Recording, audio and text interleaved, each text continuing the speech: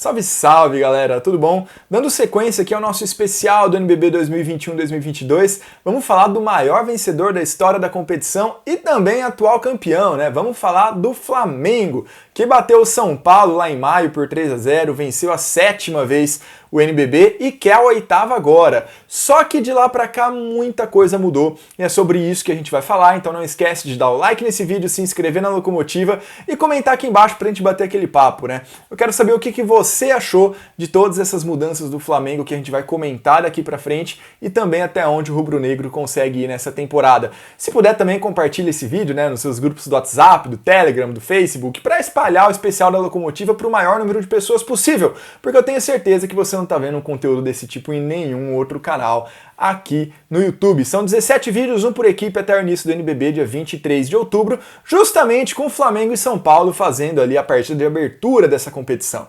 Bom, mas para a gente falar do Flamengo 21-22, vamos lembrar um pouquinho como é que o time chegou até aqui e por que tanta coisa mudou. Bom, falar do Flamengo 2021 é basicamente lembrar das taças, né? Não tem como negar isso. O Flamengo venceu absolutamente tudo que disputou, né? Ganhou o NBB, ganhou o Super 8, ganhou a Basketball Champions League Américas e tudo isso até, vamos lá, né? Com requintes de crueldade, sem perder praticamente nenhum jogo em toda essa sequência. A última derrota do Flamengo foi no dia 29 de dezembro, do ano passado. Foi uma derrota para o Corinthians, né? A única derrota em campeonatos nacionais, né? Melhor dizendo. Foi essa derrota para o Corinthians. Então, no NBB, para você ter uma ideia, por exemplo, né, só no NBB, eles têm aí 23 jogos de invencibilidade já. Se vencerem algumas partidas nas primeiras semanas, podem até bater esse recorde de invencibilidade no NBB, seu time ali com mais partidas, com mais vitórias em sequência na história da competição. Foram bem demais na temporada passada, conquistaram tudo, chegaram lá no topo, chegaram lá em cima.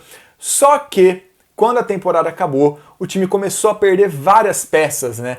E várias peças muito importantes e pior, para adversários diretos aqui dentro do Brasil.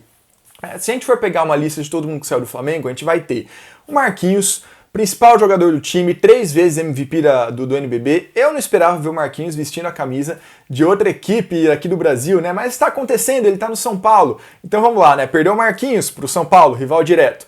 Perdeu o Hetzheimer, um dos principais pivôs do país, para o Bauru, rival direto. Perdeu o Jonathan Luz, um dos principais defensores do país, para o César Franca, rival direto. Além disso, o Léo Demétrio foi para o basquete italiano, Chusito Gonzalez voltou para o basquete argentino. Mas assim, quando eu falo em que o Flamengo perdeu esses jogadores, não estou falando que a diretoria foi negligente, deixou os caras escapar, não sei o quê.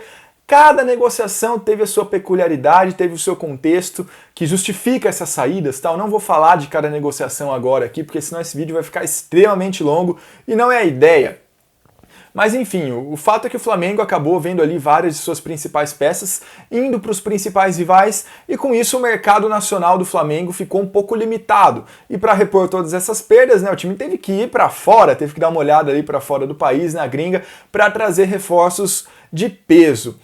E olha, o Flamengo conseguiu. O Flamengo conseguiu, trouxe ali uma galera de muito renome. No papel foram decisões extremamente acertadas, baseadas no retrospecto deles também, no estilo de jogo.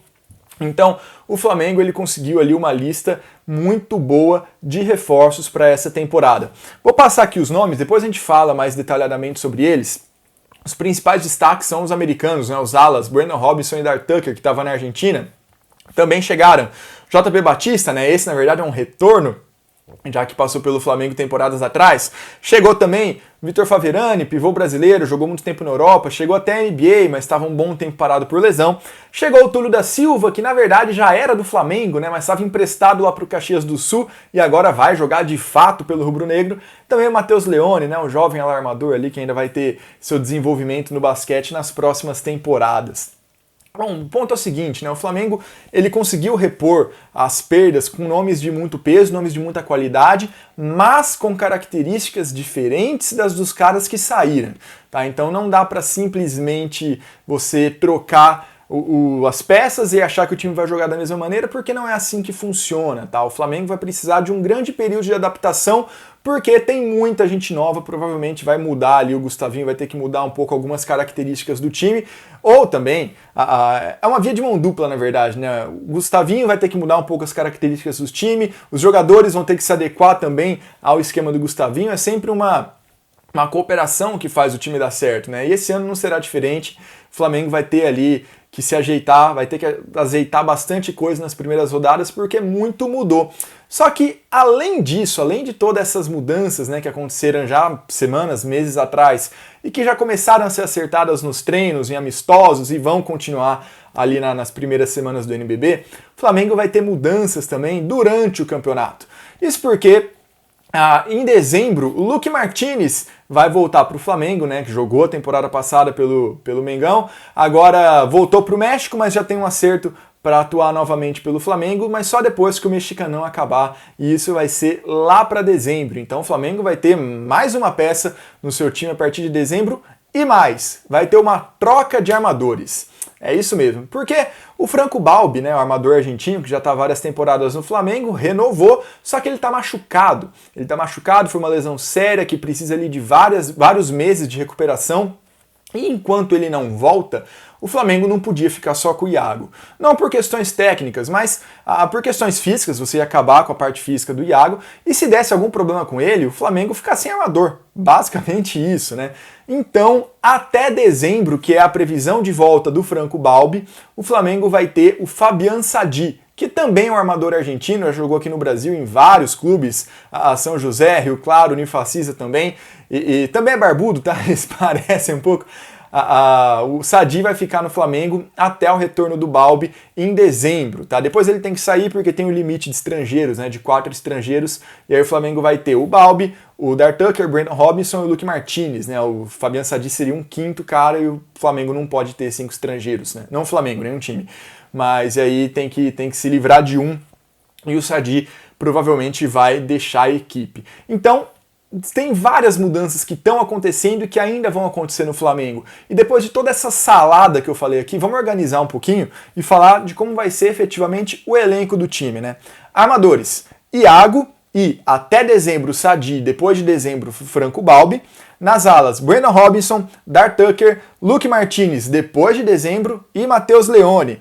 Nos pivôs, Olivinha, Mineiro, Faverani, JP Batista, Túlio da Silva e o Rafael Rachel, que é um menino vindo da base, também está se destacando bastante quando entra pelo Flamengo. Bom, vamos lá. Né? Depois de tudo isso, todas essas mudanças do Flamengo, a gente tem um elenco ainda numeroso, extremamente qualificado, um dos melhores, se não o melhor elenco do país, pelo menos no papel, que a gente vai ter que ver como vai jogar daqui pra frente, né? O Gustavinho ali vai ter um certo trabalho para entrosar toda essa galera que não joga junto, que não jogava junto, né? E assim, no final das contas, gente, o que interessa pro Flamengo não é especificamente continuar vencendo tudo, tá? Porque a vitória, o troféu em si, é consequência do trabalho. E o Flamengo venceu tudo temporada passada e é muito difícil você se manter vencendo tantos torneios em sequência assim. Então, o que eu queria dizer é para o torcedor também não se assustar se o Flamengo não vencer um dos 3 torneios que disputou, que venceu temporada passada, ou 2, ou até os 3. O ponto do Flamengo, a questão que o Flamengo tinha que lidar era repor as mudanças para que o time continuasse com condições de disputar a manutenção desses títulos conquistados até ano passado. E isso sim o Flamengo fez. Tá? Como eu disse, vai precisar ali de um tempo de adaptação nas primeiras semanas, então também pode até eventualmente acontecer alguma derrota, 2, 3, para quando for pegar São Paulo, Franca, Minas, provavelmente, né? Que são as equipes mais fortes desse NBB, talvez o Bauru. Então, se esses resultados ruins acabarem chegando, ou se o basquete não for tão dominante, tão vistoso igual estava sendo até agora, não é porque a diretoria negociou mal, ou porque o Gustavinho agora é da seleção e subiu a cabeça dele, não é nada disso. Tem que dar tempo ao tempo para esse time se entrosar, para esse time se azeitar. O Flamengo não disputou nenhum jogo oficial relevante antes do NBB começar, né? Porque o Campeonato Carioca tem um abismo técnico muito grande. Depois ele fez alguns amistosos, bons jogos inclusive, lá em Campina Grande, mais alguns amistosos, né? Não tem o mesmo peso de um jogo oficial. Então o Flamengo vai levar um certo tempinho e no final das contas, o que interessa é chegar bem no playoff. O grande ponto todo é esse. Mas vamos lá, né? Falar um pouquinho dessas peças do elenco do Flamengo. Primeiro você tem o Iago, né? O Iago é um cara que, principalmente depois da lesão do Balbi, ele mostrou que sim, ele pode ser o principal armador do Flamengo. Ele chamou a responsabilidade na Basketball Champions League, ele chamou a responsabilidade no NBB, meteu o game winner, comandou o time em viradas, em bons momentos, né? Momentos importantes. E vamos lá, né? Provavelmente vai continuar sendo o principal armador do Flamengo mesmo depois do Franco Balbi. Acho que ele conquistou esse posto e com muito merecimento. Iago é um dos melhores que a gente tem na posição aqui no Brasil hoje, né? Depois, Sadi é um cara de muita cadência, né? Um armador que tem as características complementares às do Iago. Ele não é tão ágil, não é tão veloz, mas ele tem uma visão de jogo muito boa, organiza legal. E vai ser uma boa reposição para o Balbi, que depois, quando voltar, vai utilizar toda essa experiência. Todo flamenguista conhece o basquete do Balbi também. E pode ter certeza que essa dupla, Iago e Balbi, vai continuar dando muitos frutos para o time. Nas alas, né? Aqui que o bicho pega, porque é onde mais teve mudança significativa. Brandon Robinson e Dar Tucker. Né? O Brandon Robinson, ele é um cara extremamente ágil com a bola, ele também ele tem muito volume, então ele arremessa muito. Inclusive essa vai ser uma questão, né, de como ele vai se adaptar a um Flamengo comandado por um Gustavinho que opta muito por fazer um revezamento intenso de seus jogadores, então ele não vai ter tanto tempo de quadra assim. Ninguém do Flamengo, ninguém dos times do Gustavinho, na verdade, passa de 23, 24, 25 minutos por jogo. Talvez nos playoffs, em finais lá na frente, mas até lá os minutos são bem contados. Mas ainda assim o Brandon Robinson é um baita de um ala, fez campanhas muito legais na China, onde ele estava antes de vir para a Argentina, e ele tem potencial para se tornar um dos maiores scorers, um dos maiores pontuadores, talvez não maiores em termos estatísticos, mas um dos melhores que o NBB já teve. Tanto em número mesmo, em ponto, em volume, em preto no branco, lá no papel depois, o tanto de pontos que ele vai fazer, quanto na capacidade dentro de um jogo de criar o próprio arremesso, de encontrar espaços mesmo com uma marcação mais apertada. Ele é um cara muito competente nisso, muito bom. Já o Dar Tucker também tem um volume legal, né? Mas ele tem uma pegada um pouco mais física, ele é maior, ele é mais forte, né? Então ele pode brigar ali um pouco mais, tanto no ataque quanto na defesa, um pouco mais próximo à cesta também. Tem essa característica que não tão de ser um scorer, não de um volume tão alto quanto o do Brandon Robinson, mas é um cara muito competente também, de pontuação alta muitas das vezes, e vai ser muito útil para o Flamengo. Luke Martinez todo mundo já conhece, né? Um 3&D muito competente, um cara, né, que chuta muito bem de três, auxilia bem na defesa também, se adaptou muito bem ao esquema do Flamengo na temporada passada. Bela manutenção. Matheus Leone, muito jovem, né? Alarmador, vai ter ali poucos minutos para desenvolver o seu basquete. Isso quando entrar nas partidas do Flamengo. E nos pivôs aí sim você tem uma batelada de gente, né? Tanto é que, até por isso, não só por isso na verdade, mas até interessante a opção do Gustavinho de usar alguns pivôs como alas. Ele já fez isso na temporada passada com o Rafael Mineiro e com o Léo Demétrio, né, para subir um pouco a estatura do seu quinteto em quadra, reforçar um pouco a defesa quando necessário nesse sentido.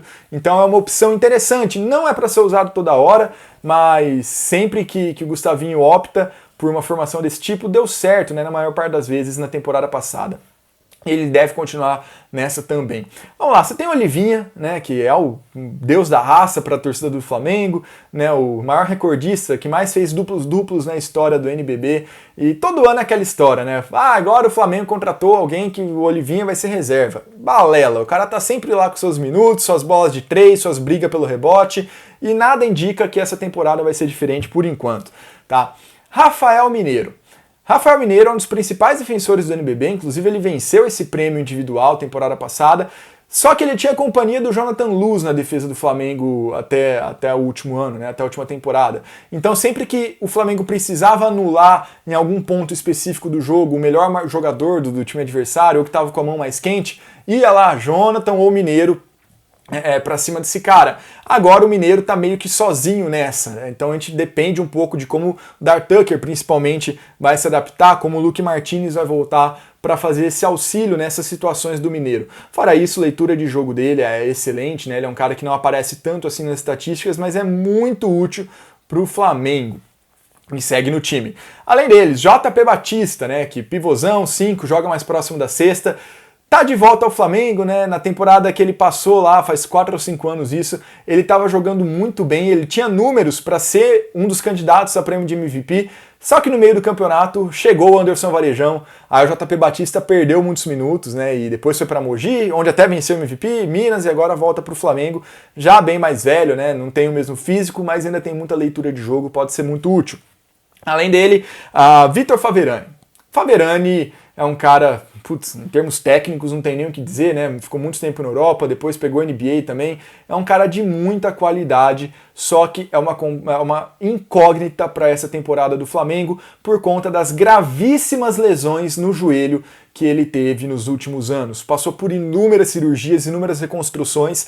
Ele mesmo já falou que ele pisar numa quadra de basquete pode ser considerado um milagre, tamanhos problemas no joelho que ele teve. E o Flamengo sabia disso, então a contratação do Vitor Faverani foi bem como uma aposta. Ele está se tratando no clube, tá? E aí tem duas situações possíveis. Se ele conseguir jogar, o Flamengo conquistou ali um grande pivô, um cara que pode sobrar aqui no Brasil. Ele tem qualidade de sobra para isso, né, basicamente. Se não der certo, tudo bem, foi uma aposta, o Flamengo sabia disso e não vai ser o fim do mundo, porque tem muita gente para a posição também, tá? Então não é que se o Faverani não conseguir jogar, ou se ele começar a jogar e der algum problema no meio do campeonato, o Flamengo tem como se virar. Por enquanto, que deu para ver nos torneios lá, tanto no Campeonato Carioca quanto no torneio que o Flamengo disputou em Campina Grande com a Unifacis e com Minas, aparentemente deu a primeira opção, ele tá bem, né? Deu uma enterrada, correu bastante, fez uns lances ali que parecia que o joelho dele podia estourar a qualquer momento, né? Isso visão leiga falando. Mas foi bem, né? Teve atuações legais. Tomara que consiga recuperar ali de vez o ritmo de jogo, as questões físicas, para atuar por muito tempo no basquete brasileiro, no NBB, vai ser bom para todo mundo. Por último, não, em penúltimo na verdade, né? Túlio da Silva. Túlio da Silva jogou ali muito tempo na NCAA nos Estados Unidos, veio para o Caxias e não encaixou tão bem. Ele foi utilizado em muitas posições, né? Na 3, na 4, na 5, e principalmente do meio para frente do campeonato ele não estava legal lá, não encaixou, mas no Flamengo ele provavelmente vai ter um upgrade nesse seu basquete, né? Já mostrou ali alguns bons valores, né? Alguns bons lances nos jogos que o Flamengo fez de pré-temporada até agora. E pode ser uma peça útil.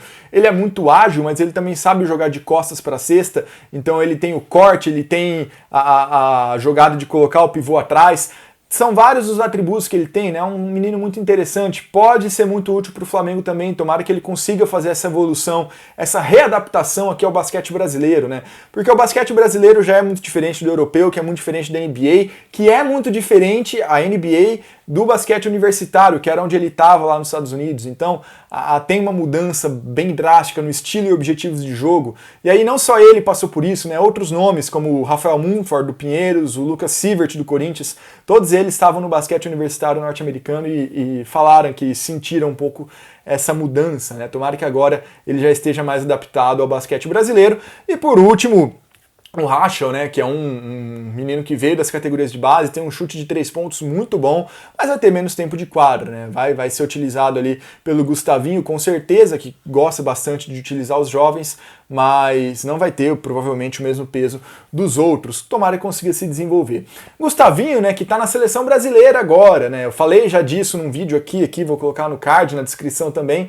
E o Gustavinho, ele vai dividir as atenções, ele não vai sair do Flamengo, né? Conquistou tudo por lá e merecidamente está na seleção brasileira e também não vai desfalcar o clube, tá? Isso porque nas datas em que estão previstas os jogos das seleções, né, as datas FIBA, vamos importar esse conceito aí do futebol, a Liga Nacional de Basquete já colocou janelas na tabela para que ninguém seja prejudicado, né? Nenhum clube que perca seu técnico, seus jogadores, nada disso, até porque também tem outros estrangeiros que atuam por suas seleções que estão no NBB. Inclusive, né, dá uma passadinha aqui falando das janelas internacionais da Champions, né, que não é o foco desse vídeo, mas já saiu o sorteio. O Flamengo está no grupo do Boca Juniors da Argentina e de Universidade de Concepción do Chile. Lembrando que são 2 por grupo que avançam, cada time vai sediar uma etapa da primeira fase, então o Flamengo vai enfrentar cada adversário 3 vezes, são 6 jogos no total para cada time na primeira fase, e o Flamengo provavelmente vai passar com muita tranquilidade, olha lá se não ganhar os 6 jogos.